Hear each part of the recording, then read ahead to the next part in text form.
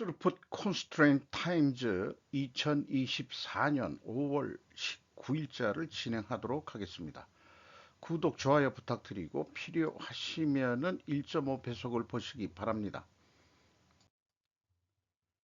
최선의 억제책은 원점 타격, 지부 제거 실행할 때 다소 공격적이고 험악한 말로 이런 제목만 봐도 뭔 뜻인지 우리는 빤히 알죠. 보아 미국의 소리 방송입니다. 북한이 도발하면 지부 제거를 포함한 원점 타격을 강행해야 한다는 제안이 나왔습니다.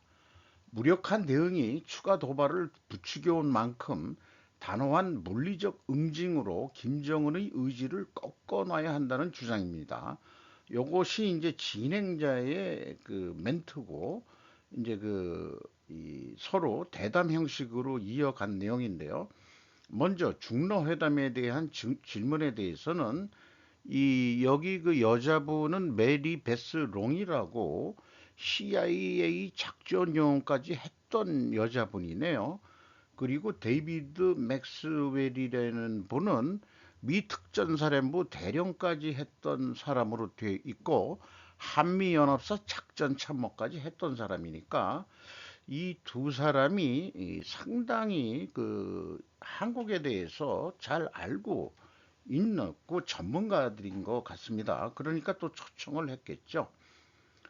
푸틴과 시진핑 두 사람은 개인적인 친분이 있다. 그들은 서방에 대항한다는 차원에서 서로를 매우 좋아한다. 그러나 이번 회담에서 어떤 특이점이나 상세한 내용은 못 봤다라고 이 베스롱 여사는 그렇게 얘기를 해요.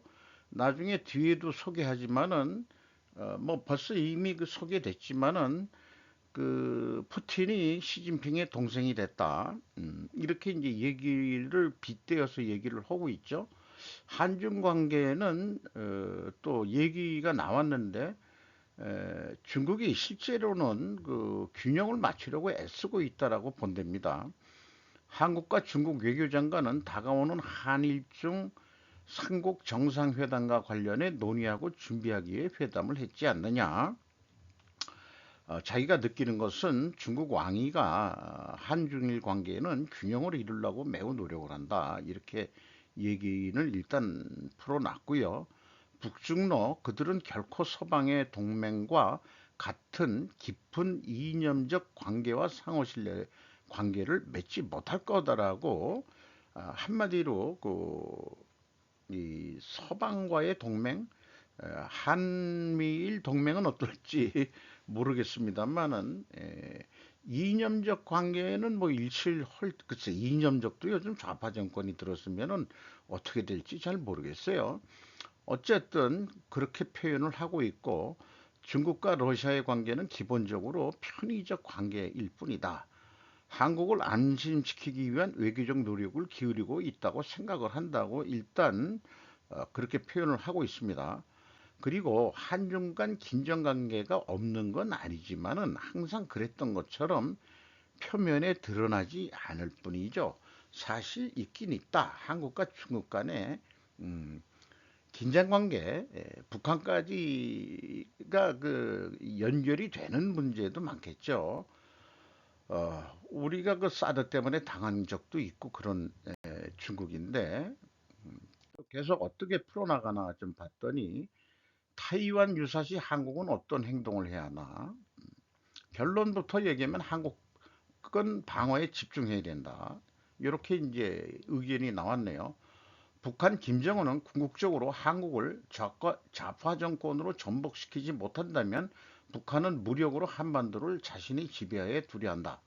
현재 미국의 중국에 대한 고율 관세 인상은 반면 글로벌 공급망에 제약이나 문제가 생길 수도 있다. 많은 희토류나 광물이 중국에서 나오기 때문이다.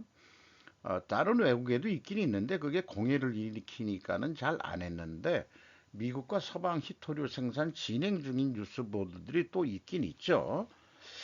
자기가 가정하고 생각하는 건데 이 서양 사람들은 이제 이 가정은 과학적 사고방식에서 나오는 용어입니다.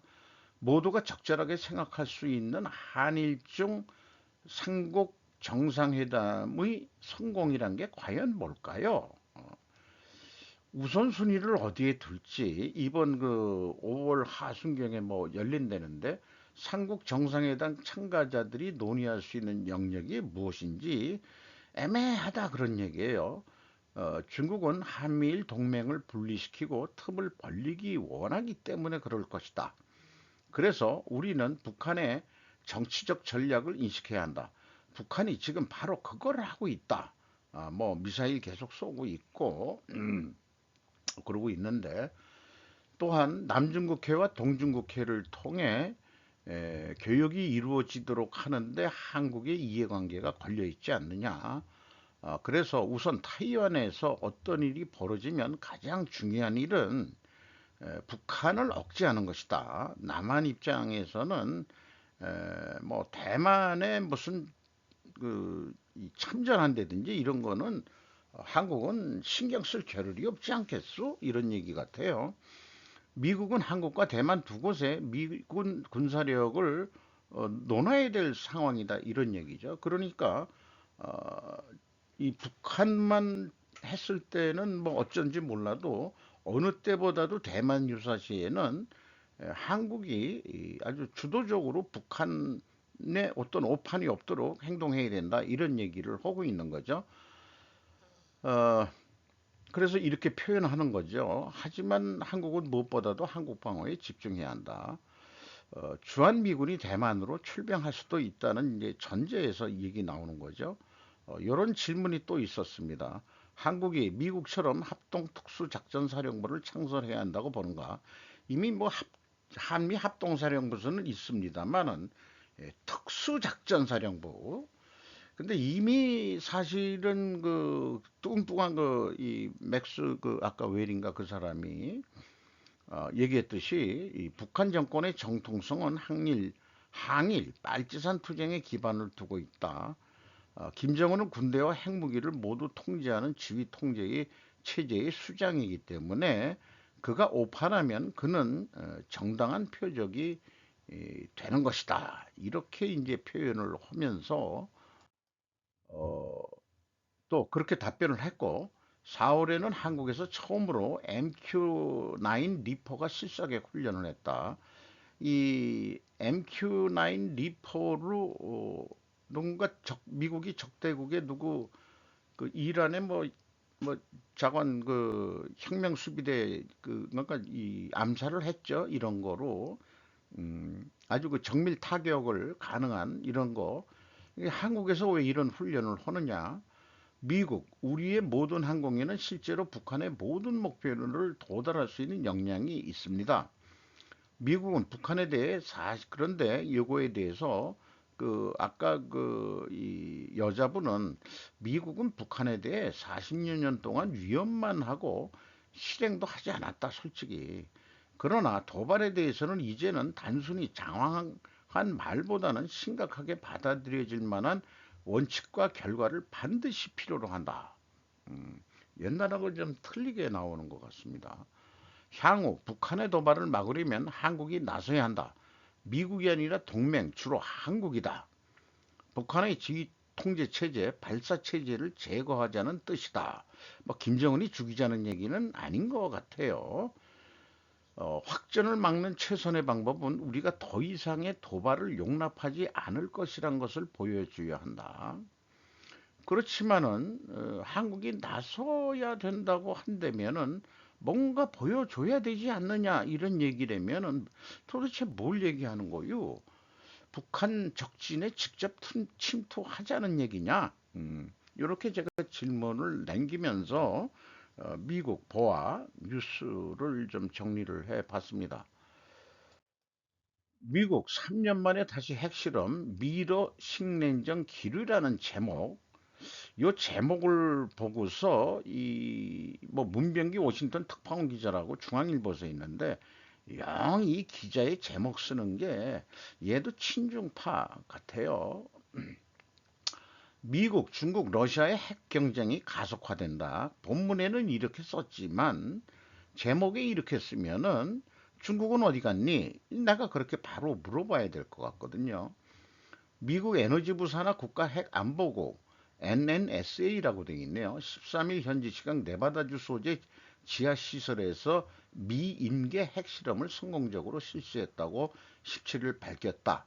미인계 핵실험은 폭약으로 기폭장치를 터뜨려 핵물질이 일정 수준까지 압축되는지를 확인하는 실험을 뜻한다. 그래서 다만 연쇄 핵반응을 일으키는 인계물질 상태로는 가지 않아 핵폭발이 일어나지 않는다라고 소개를 하고 있습니다. 이번 실험은 최근 그 푸틴이 이 전술핵 실험을 지시한 직후 맞대응 성격으로 이루어졌다라고 소개를 하고 있고요. 또 바이든 행정부가 핵 중력탄을 개발하겠다고 밝혔고 미의회 역시 해상 발사 핵 순항 미사일 SLCM 개발 예상과 신형 대륙간 탄도미사일 ICBM인 센티널 등 핵무기 현대화 예산을 속속 승인했다라고 소개를 하고 있습니다. 로즈 가트멜러 전 북대서양 기구 나토 사무차장은 외교매체 폴린 폴리시 기고문에서 핵을 둘러싼 벼랑 끝 전술이 새로운 시대를 맞고 있다.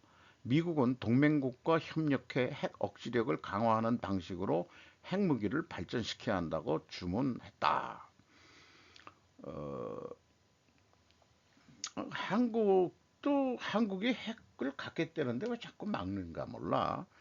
어, 이 한국이 핵을 가지면은 오히려 그 억지력 때문에 또 그 김정은이가 큰 소리도 못 칠 텐데 말이죠. 거기에 좀 궁금합니다.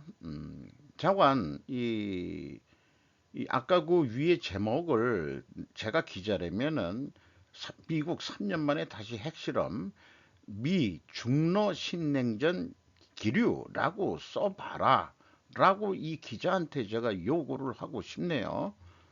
비용신들 이렇게 얘기하고 싶어요. 처음으로 합리적인 사람들이 도널드 트럼프에게 투표하는 이유를 알았습니다. 조라고 발음해야 될 거야. 스트림 펠, 텔레그라피, 그 영국 그 언론 매체로 인식이 됩니다. 왜 완벽하게 훌륭하고 합리적인 사람들이 트럼프에게 투표하기로 결정하는지 처음으로 이제 이해할 수 있었습니다. 트럼프의 외교 정책은 서방의 치명적인 적들을 달래는데 중심을 두지 않을 것입니다. 달래는 거에 중심을 두진 않는다. 뭔가 행동을 할 거다 이런 얘기죠. 2020년에는 2016년에 비해 유대인 유권자들 사이에서 트럼프의 매력이 커지고 있었지만 10월 7일 이후는 더욱 증가한 것으로 보인다. 하마스가 그 이스라엘을 공격을 하면서 강간 살인 그다음에 이제 포로 인질들을 잡았죠. 마호 비타르를 국가안전보장회의에 올렸다는 것도 지금 문제로 보인다. 이런 얘기예요. 지금 미국 전역에서 일어나는 보이콧 매각 및 제재 뭐 이런 프로그램을 조직한 팔레스타인 정의를 위한 학생들의 지도자였다 이런 얘기 아니에요. 이 마호 비타르라는 사람이 이런 사람을 미국 정보기관에 앉힌다? 거의 안심할 수 없는 인명이다. 어쩐지 미국 대학에서 그런 이 반유대인 집회들이 일어나고 그런 거가 왜 일어나나 했더니 그러니까 바이든의 정책이 아리까리 해가지고 이것도 아니고 저것도 아니고 그런 생각이 자꾸 들어가는 거죠. 가장 최근 우리는 하마스 강간범이라고 여기 분명히 얘기하지 않습니까? 살인범들이 유대인들에 대해 자행한 팔레스타인의 저항을 지지하는 미국 대학생들의 기괴한 행위를 지켜봤다. 이상한 새끼들이다 이런 얘기예요. 미국은 항상 고립주의적인 경향을 가지고 있었지만 그래도 어쩔 수 없이 어저께도 얘기했지만 자연스럽게 세계의 패권을 갖게 되는 그런 역사가 있었는데 그러한 경향은 테러와 이스라엘에 대한 그렇게 많은 자국민의 동정과 일치한 적이 없었다라고 또 얘기를 하고 있네요. 그리고 온보건파에서도 바이든의 캠페인은 근본적으로 이스라엘에 대해 잘못 계산되었다. 인질 석방을 위해 하마스의 최대 압박을 가할 대통령을 만나고 싶습니다. 인질이 그때 200여 명이라고 그랬나? 그거 어떻게 쩔쩔쩔 매는 그 바이든의 모습이 보이는데, 에, 이스라엘에 대한 지지를 누구트려 그 뭐 약해져 보이고 그의 그 외교 뭐 그런 정책은 더 하락했다 이렇게 얘기를 하고 있고요. 여론조사에 따르면 대부분이 유권자들 사이에서 주거비, 생활비, 의료비 그리고 사람들에게 영향을 미치는 일상적인 문제들이 최우선 관심사로 꼽히고는 있죠. 우리나라 뭐 총선할 때도 뭐 외교 문제, 국방 얘기 뭐 이런 얘기는 주로 안 하죠. 그러나 미국의 새로운 반서방축인 중국, 러시아, 이란, 북한에 있는 사악한 권력자들이 그토록 간절히 원하는 살인으로부터 벗어나도록 허용하면 서방 세계에서 방어할 가치가 있는 삶은 더 이상 존재하지 않을 거 아니냐. 그럼 민주주의의 가치가 그럼 도대체 뭐냐? 바이든처럼 한다면 이 기사는 트럼프를 왜 합리적인 사람들이 지지하는지를 이제 이해한다는 거로 제목을 아주 잘 뽑은 것 같아요. 10월 7일이 이제 이스라엘이 이제 당한 날이죠. 유대인들은 이것을 볼 수밖에 없었습니다. 점점 더 많은 사람들에게 이것은 바이든 옆에서 트럼프가 세계 질서를 미국의 통제 하에 유지하는 데 필요한 전투 행동뿐만 아니라 따라서 유대인과 비유대인 모두에게 안전할 수 있다는 의미로 해석이 된다는 거죠. 트럼프가 재선이 되는 게. 그래서 여기에서 언급된 거는 중동에 문제가 있고 그러니까 미국, EU, 일본, 한국 때 중국, 러시아, 이란, 북한 이렇게 이제 대립각을 할 수 있습니다만은 동북아에서는 이제 한미일 대 북중로라고 우리 식대로 표현한다면 대결 구도에서 트럼프가 한국에게 미군 주둔비 더 내라고 해도 트럼프가 재선되는 것이 미래 한국을 위해서도 옳은 선택일 것 같다. 이런 느낌을 지울 수가 없어요. 국방비는 주둔비는 해결하면 되는 거니까. 그 대신 반대급부 뭐 속된 말로 일본 말로 쇼당을 좀 봐야죠. 우리도 뭐 얻는 게 있어야 되는 거 아니냐. 그 전에도 얘기했지만 아니 미군 주둔부 100% 우리가 다 댈게. 그 대신 뭐 해줄래? 이런 얘기 해야죠. 네 복을 칠까? 뭐 이런 거. 미 국가안보보좌관 사우디 왕세자 만나 4강 안보 협상 논의 종 감브렐 AP에서 오늘 그 보도를 했네요. 두바이 아랍에미리트 연합국에서 AP 그 기자가 보도를 한 거죠. 대통령 국가안보보좌관 일요일 일찍 사우디아라비아의 모하메드 빈 살만 왕세자와 만나 사우디아라비아가 설명한 국가 간 광범위한 안보협정의 준결승 버전에 대해서 논의를 했다. 이게 준결승이라고 그래가지고 세미 파이널이라고 그러니까 이제 준결승이라고 번역하기보다는 초안 초안 버전에 대해서 논의를 했다 이렇게 얘기를 하면 이해가 될 것 같네요. 그래서 알려지는 장소 이 만나고 한 것을 국영 언론이 그 비공개했다고 그렇게 되네요. 다란에서 만난 모습을 회담 후 발표된 성명은 거의 마무리되고 있는 왕국과 미 합중국 간의 전략적 협정 초안의 준결승 버전과 팔레스타인 문제에서 양측이 신뢰할 수 있는 길을 찾기 위해 노력하고 있는 것이 논의되었다. 뭐 어떤 결론을 못 내겠지만은 사우디아라비아는 어쨌든 독립적인 그 팔레스타인 국가를 만드는 것을 오랫동안 요구를 해왔고 그러나 이스라엘의 베냐민 네타냐후 총리는 불가능할 것이고 그런 상황인데 어쨌든 뭐 점진적으로 노력한다 이런 문구로 뭐 나올 확률이 높겠죠. 이스라엘 정부는 두 국가의 해결책에 반대하고 팔레스타인인이 원하는 땅에 이스라엘 정착촌을 지원하는 강경파의 지원에 의존하고 있다 이거예요 현재. 그러니까 팔레스타인들이 우리 여기 살래 그래도 거기 안 돼. 우리 이스라엘 정착존이 가서 우리가 살아야 될 땅이야. 니들은 나가 이제. 어디로 가죠? 아, 그것도 참 2000년 동안 팔레스타인들이 살았는데 2000년 동안 안 들어오다가 어느 날 갑자기 와가지고 땅 내놓고 아, 그 참 그쪽 입장에서 봐서는 참 이건 뭐 제 수준으로는 어떻게 뭐 하느님 그래서 하느님 불러와도 해결이 안 되겠는데요. 다른 걸프 아랍 국가들과 마찬가지로 더 넓은 중동 지역의 안전 보장자가 되기 위해 오랫동안 미국에 의존해 왔다. 사우디아라비아는 그래서 이런 걸 하는데 이란이 핵을 가지면 우리도 우라늄 농축을 허용하는 내용들이 이번에 되는데 이런 뉴스를 보고 있기 때문에 아니 그 북한이 지금 핵을 가지고 있는데 남한이 갖겠다는데 왜 막는지 저 이해를 못 하겠어요. 왜냐면 우리가 가지면 일본도 갖겠다 그러니까 아주 그냥 골치 아파지니까 그런 건지 중국도 핵이 어마무시하게 지금 많다는데 중국은 아예 그냥 저기 어디 그 북쪽 어디 그 저기 그러니까 신장 뭐 이런데 내몽골 이런 쪽에서 수시로 핵 그 실험을 한다는데 그런 뉴스는 하나도 안 나오고 우리나라에.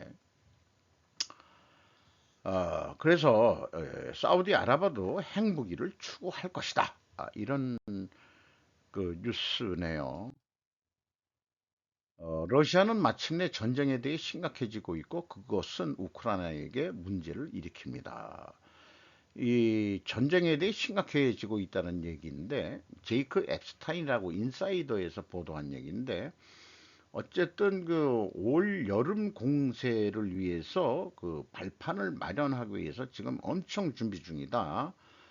이것은 우크라이나에게 좋지 않다. 러시아의 이제 이번에 그 노력하게 되는 것은 그 경제 그 군 출신이 아닌 사람을 그 국방장관으로 해가지고 지금 그 군수산업 활성화 목적으로 전쟁 준비를 이제 다시 한다. 이런 것으로 이해가 됩니다. 그리고 또한 이번에 우크라이나 국경을 넘어서 나토의 동쪽 측면에 대해 군사력을 투사하려는 시나리오가 있는 거 아니냐. 그러니까 이제 우리나라한테 그 무기를 사간 폴란드라든지 이런데 그러니까 폴란드도 야 그거 저 쟤네들이 하면은 우리까지 넘볼 것 같은데 이제 이런 걱정이 있는 거죠. 이제 러시아의 국방산업 기지는 몇몇 주요 파트너들의 도움을 받아 굴러가고 있는 것으로 보인다. 우크라이나 어려운 입장에 놓일 것. 그래서 우크라이나가 패전을 그래서 우크라이나가 다 없어진다는 얘기가 아니고 지금 동부 지역에 뺏긴데 원래 그 동부 지역에 그 러시아인들이 많이 에, 살고 있었다며요. 그래서 친러적인 성향이 있어가지고 거기에서 그 자생적 그 스파이들도 생기고 했던 거니까 우크라이나 그 젤렌스키 대통령은 아 좋아 누가 중재를 나선다면은 좋아 여기에서 끝내고 우리가 여기 뺏긴 땅 여기서 참고 어, 그 대신 이제 우리가 그 미국이나 누구 나토군이 여기 들어와라. 응? 어, 그렇게 하고 우리도 그 휴전을 그 우리나라가 휴전할 때처럼 미군이 주도할 때처럼 아예 미군이 주둔해 달래든지 이런 젤렌스키가 이런 그 협상안을 낼 수 있지 않겠냐 그런 생각을 해보게 되네요. 그리고 상호간에 그 흑해를 통해서 우크라이나의 그 곡물 수출, 무역로 이런 거 안전하게 그 가야 되고 그리고 그 흑해에서 나오려면 꼭 터키, 튀르키예를 지나야 되기 때문에 거기를 또 안전하게 하는 데는 우리 에드로안 그 이 튀르키예 대통령이 에헴 하면서 우리가 협조를 해야지. 이렇게 하면서 이제 자기의 존재 가치를 또 부각을 시키고 그렇게 되겠죠. 이런 뉴스를 많이 듣다 보니까 이제 저도 식견이 조금 뭐 올라가니까 자꾸 떠들게 되네요. 이거는 그 크렘린 궁에서 이 5월 9일 날 우리나라하고 정식 수교를 맺은 디아스 카넬 쿠바 대통령을 만나기 위해서 이렇게 크레밍은 궁으로 들어가는 길인데 여기 딱 기립 자세로 야, 요거 사진 보니까 아주 그냥 경외하는 눈초리인지 충성심을 보여주는 건지 이걸 뭐 이런 애들을 우리가 근위병이라고 그러나요? 참 아주 재미있는 얼굴을 좀 이렇게 뒤로 젖히지 말고 꼿꼿이 해서 인사해야 되는 거 아닌가? 잘 모르겠는데. 그리고 지금 푸틴 대통령이 안 온 입장에서 지금 미리 와서 대기해가지고 새로 임명된 국방장관이고 이분은 이제 국방장관이었던 세르게이 쇼이구 L이라고 썼으니까 레프트겠죠. 일단 고개가 많이 떨어졌지만은 그래도 안보리 장관이라고 안보리 장관이면 저기 유엔 가서 그냥 놀아 그렇게 한 모양이구나. 하긴 뭐 이렇게 되는데도 그 러시아 군대도 무슨 부정부패 뭐 이런 말이 있었고 등등 하니까 이번에 아주 깨끗한 그 이 경제학자를 이 국방장관으로 그 임명해서 두 사람이 바로 앉아가지고 이제 푸틴 대통령을 기다리고 있은 것 같습니다. 푸틴과 시 주석은 더 이상 동등한 협력 관계가 없습니다. 뭐 어저께도 그 유사한 그 다른 언론 뉴스 매체를 했지만은 오늘 라우라 비커라고 BBC 뉴스에서 영국의 유명한 그 또 뉴스 메이커니까 했는데 어저께 내용하고 거의 비슷한 내용이기 때문에 그 하는데 그래도 좀 이쪽에서 잘 그 히스토리를 잘 풀어나갔어요. 좌우간 이번에 가서 푸틴 대통령이 하는 말은 달콤한 어조와 아첨하는 문구로 가득 차 있었다. 그리고 가족들이 북경어를 배우고 있다는 것도 언급을 하면서 시진핑 엉아한테 딸랑딸랑 거렸는데 그러나 시 주석 발언은 더 형식적이었고 심지어 싱겁기까지 했다. 끝날 기미가 보이지 않는 우크라이나의 비용이 많이 드는 전쟁은 러시아 군대와 경제의 약점을 드러내며 그 우크라이나 전쟁 때문에 중국이 러시아의 관계에서 더 위로 올라가는 그런 일이 벌어진 거라고 하는 거죠. 그래서 이제 시 주석이 자신이 현재 책임자라는 것을 알게 될 것이다. 자기가 끝낼 수 있으면 끝내. 러시아 안 도와주면은 그런데 자기네들도 물건 팔아먹어야 되니까 안 도와주지는 않을 거고 그러니까 중간 입장에 있으려고 자꾸 하는 거고 그러니까 그런 게 왼쪽에도 터졌고 그다음에 우측에서 한미일 관계에서도 터지면 안 되니까 왕이도 그냥 중간 이 균형을 맞추는데 급급한 것으로 그렇게 될 수 있다 이렇게 이해가 되네요.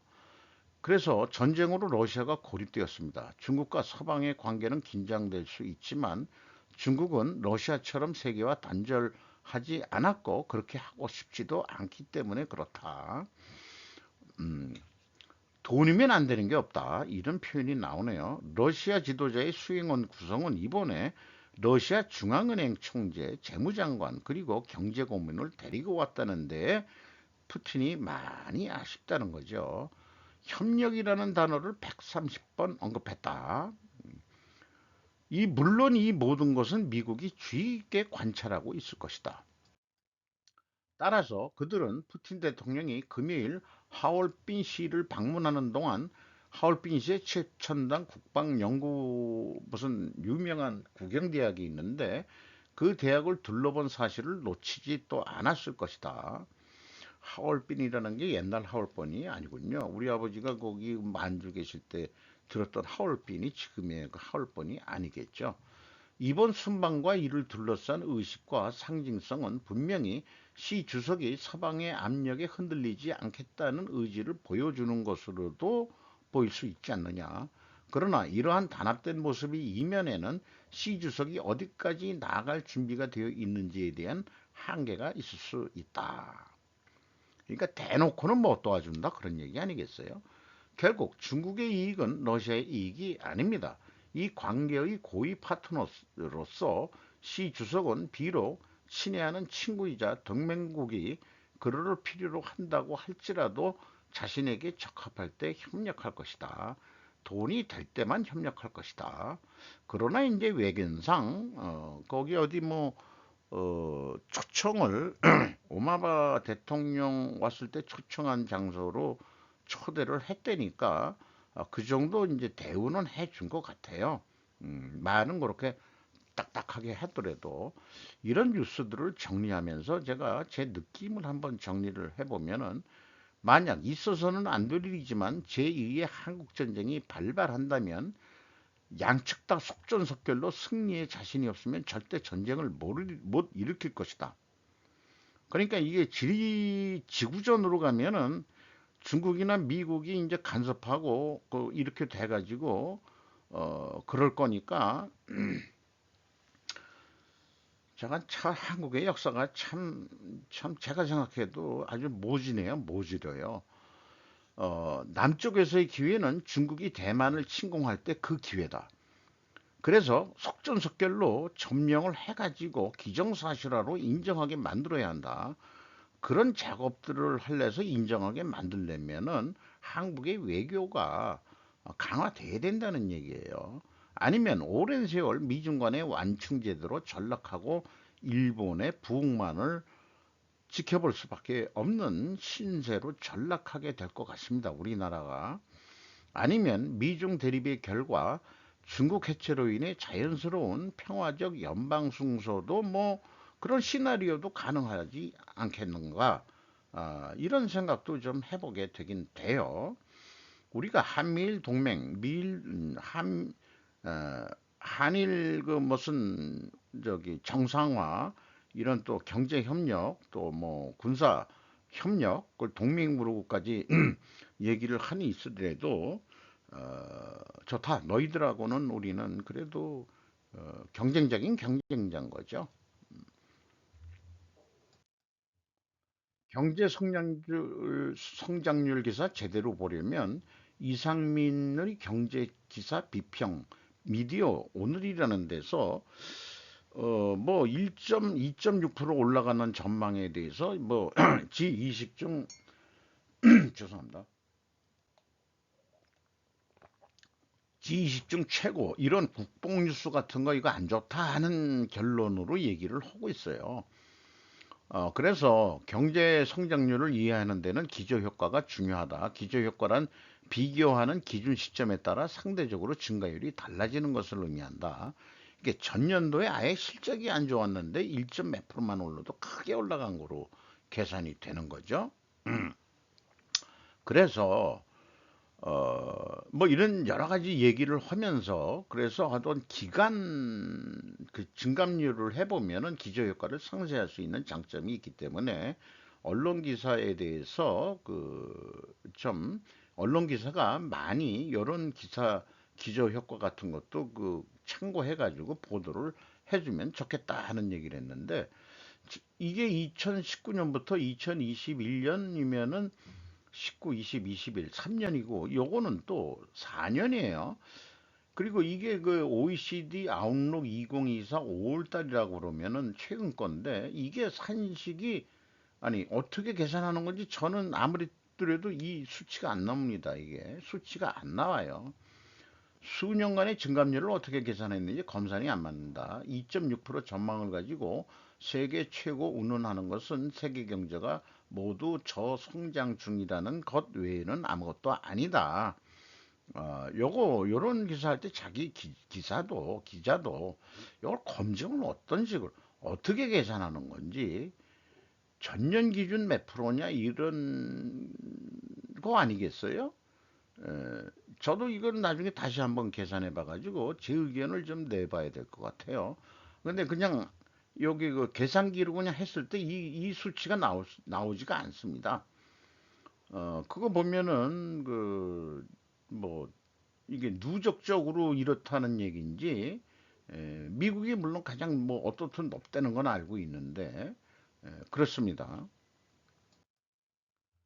영지 앵화 약세는 일본이 역사적 상승 기류를 타고 있다는 증거, 일본 경제가 좋아질 것이라고 생각하는 이유, 뭐 이런 거에 대해서 앵화가 약세가 되더라도 자기네들의 그 연금 적립 입금 관리 운영 독립행정법인 우리나라가 지금 보건복지부 산하로 돼 있으면 안 돼야 될 이유도 하나 이거를 정권이 바뀌더라도 이거는 전문가들이 계속 운영하게 하는 이런 걸 뭘 해야 될 거예요. 저는 그렇게 생각해요.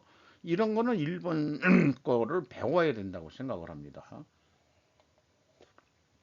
근데 거기에 절반 이상의 반을 해외 자산, 외국 주식과 외국 채권을 보유하고 있어서 2024년에만 해도 수익이 34조 엔으로 사상 최대치를 기록했다.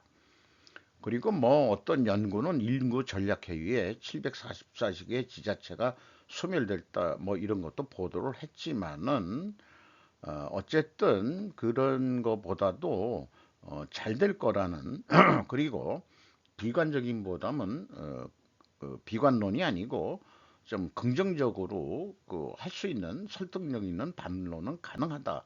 이렇게 이제 얘기를 했는데 이게 외국인 기자 같습니다. 이름을 잊어버렸네요. 댓글 중에서 엔전을 무기로 삼을 수 있는 전략을 제대로 갖고 정치를 했으면 한다. 그렇지만 지금의 정치를 보면 솔직히 안 된다고 생각해. 라고 댓글이 있는데 근데 웬걸 기시다 총리가 전 세계로 백방으로 지금 뛰고 있는 뉴스들이 꽤 많이 나오고 있어요. 윤 대통령은 작년까지는 뭐 열심히 다녔는데 그 마누라 잘못 두는 바람에 요즘 뭐 잘 다니지도 못하는 것 같고 어, 그저 기시다 열심히 뛰고 있는 뉴스들은 많이 보게 됩니다.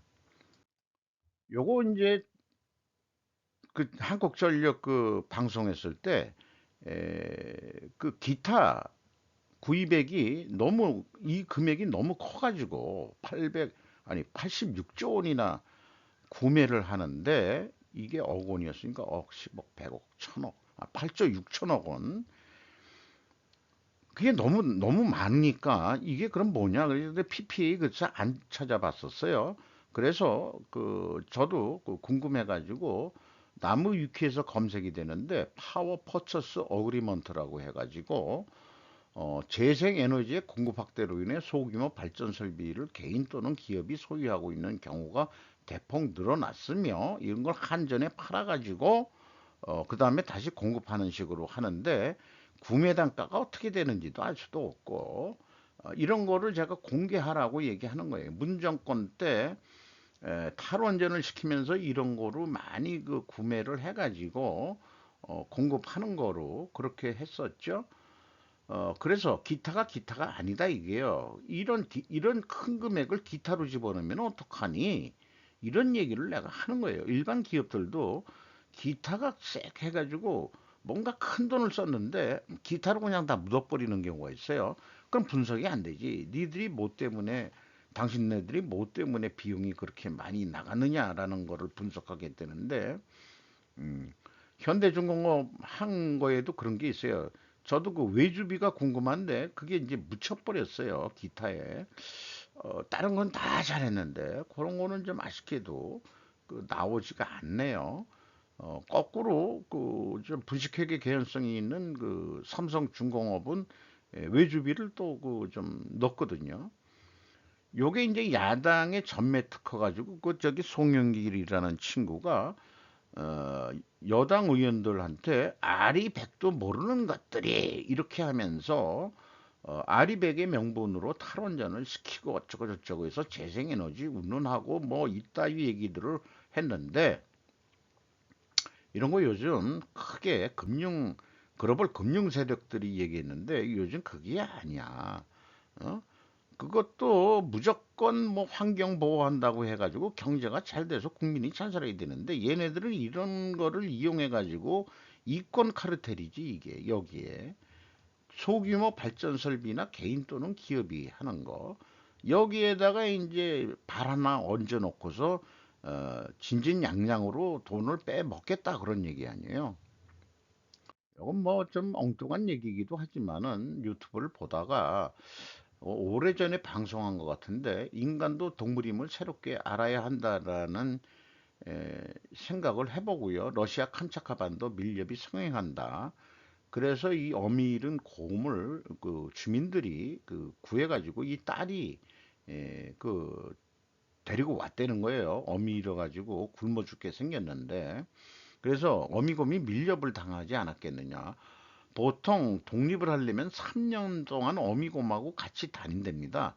우리 인간이 독립을 하려 그러면 우리 인간은 거의 15세?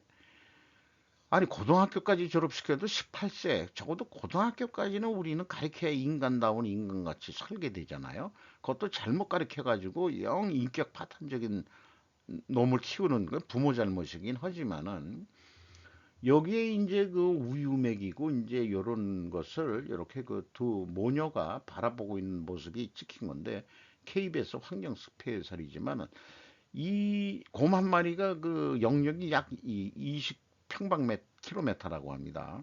그러니까 캄차카반도가 저 그 우리가 옛날에 축지라고 얘기하던데요. 옛날에 우리 그 저기 우리하고 같은 동양인들 그 몽골리안 피 있는 사람들이 다 살던 데죠.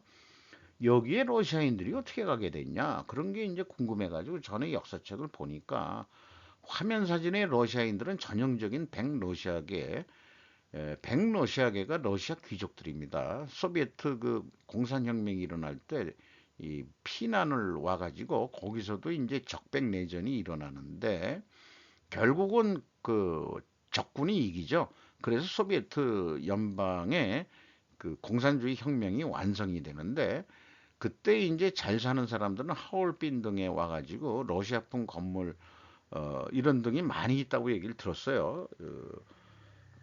저희 그 만주에 저기 이 좀 일제시대 때 거기 그서 좀 생활을 하셨던 우리 부친한테 얘기를 들어가지고 에, 결국 캄차카반도 이런 데 있는 사람들은 소비에트 거기에 지배당하고 싶지 않으니까 이 그 반도 자체가 다 그 저기 화산 지역이 돼 가지고 흐르는 냇가에도 그냥 그 온천수가 그냥 백도로 펄펄 끓어서 나오고 이런 건데 거기서 그냥 빨래를 그냥 쉽게 그냥 휘휘 저으면은 그냥 되는 것도 좀 이게 나오더라고요. 이런 생각을 하는데 전형적으로 그 백색 러시아계 에, 그, 그 러시아인들로 보입니다. 이런 데서 사는 사람들은 거기 남편도 그 러시아 그 저기 그 당국한테 임명을 받아가지고 환경 보호구역으로서 그 이런 그 이거 불곰이죠. 그 불곰들이 남획되고 그런 거를 이제 감시하고 그런 일로 먹고 사는 그런 동네 그런 동네에 있는 그런 내용이었습니다. 이상 마치도록 하겠습니다.